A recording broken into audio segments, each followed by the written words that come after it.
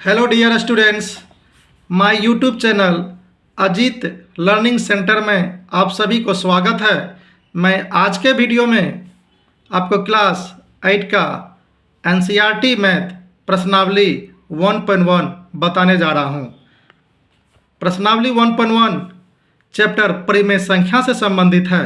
तो जानते हैं कि परिमेय संख्या पहले क्या है। तो परिमेय संख्या वैसी संख्या जो p बाय क्यू के रूप में हो, p बाय क्यू के रूप में हो,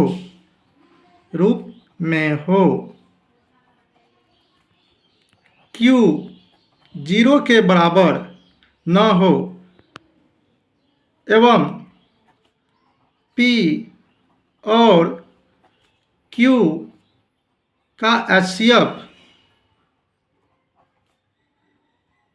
1 हो, वही परिमेय संख्या कहलाता है। तो प्रश्नावली 1.1 में आते हैं तो पढ़ते हैं, निम्नलिखित प्रत्येक में गुणन के अंतर्गत उपयोग किए गए गुणधर्म गुण का नाम लिखिए।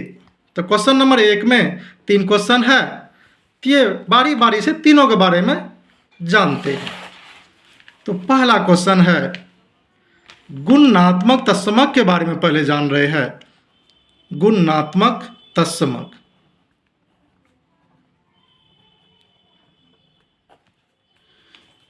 कोई भी संख्या को यदि 1 से मल्टीप्लाई करे फिर पोजीशन पलट के मल्टीप्लाई करे तो वो संख्या ही प्राप्त होता है। एग्जाम्पल, 5 को 1 से मल्टीप्लाई करे, 1 को 5 से मल्टीप्लाई करे तो 5 ही प्राप्त होगा।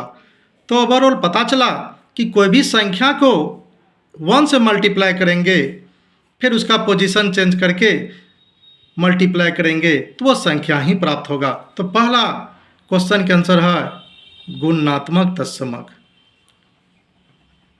क्या? गुणात्मक तत्समक। दूसरा क्वेश्चन, क्रम विनिमेयता का नियम। क्रम विनिमेयता का नियम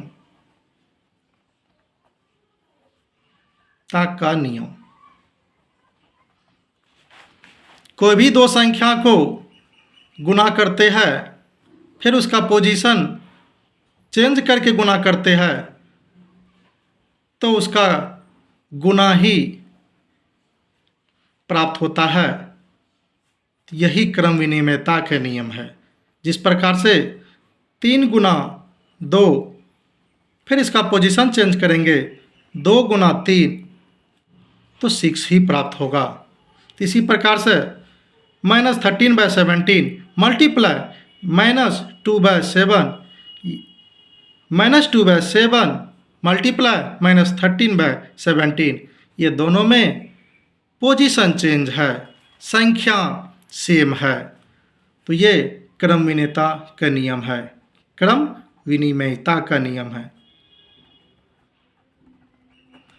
का नियम। तीसरा क्वेश्चन है गुणात्मक प्रतिलोम।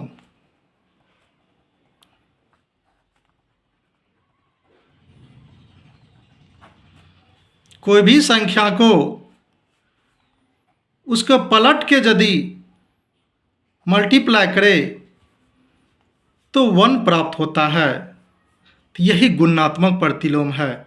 जिस प्रकार से 3/5 और 5/3 को काटेंगे, 3 कट जाएगा, 5 कटेगा तो ये क्या है? 1 ही प्राप्त होगा। तो यही गुणात्मक प्रतिलोम है। तो इसका आंसर होगा गुणात्मक प्रतिलोम। गुणात्मक प्रतिलोम। तो अब हम लोग नेक्स्ट क्वेश्चन में जाते हैं। क्वेश्चन नंबर 2, बताइए कौन से गुणधर्म गुण की सहायता से आप इतना को इतना के रूप में अभिकलन करते हैं। तो हम लोग सीखते हैं। यहाँ है 1/3 multiply bracket 6 multiply 4/3 equal to 1/3 multiply 6 bracket multiply 4/3। संख्या सेम है, सिर्फ ब्रैकेट में अंतर है।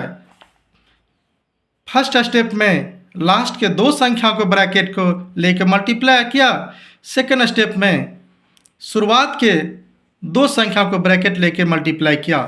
तो हम लोग साहचर्य नियम के बारे में जानते हैं। साहचर्य नियम, कोई भी तीन संख्या को मल्टीप्लाई करते हैं, x multiply y multiply z, फिर नेक्स्ट स्टेप में x multiply y multiply z, लेकिन फर्स्ट स्टेप में ब्रैकेट लास्ट के दो संख्या को लेते हैं, सेकेंड स्टेप में ब्रैकेट लास्ट शुरुआत के दो स्टेप में लेते हैं।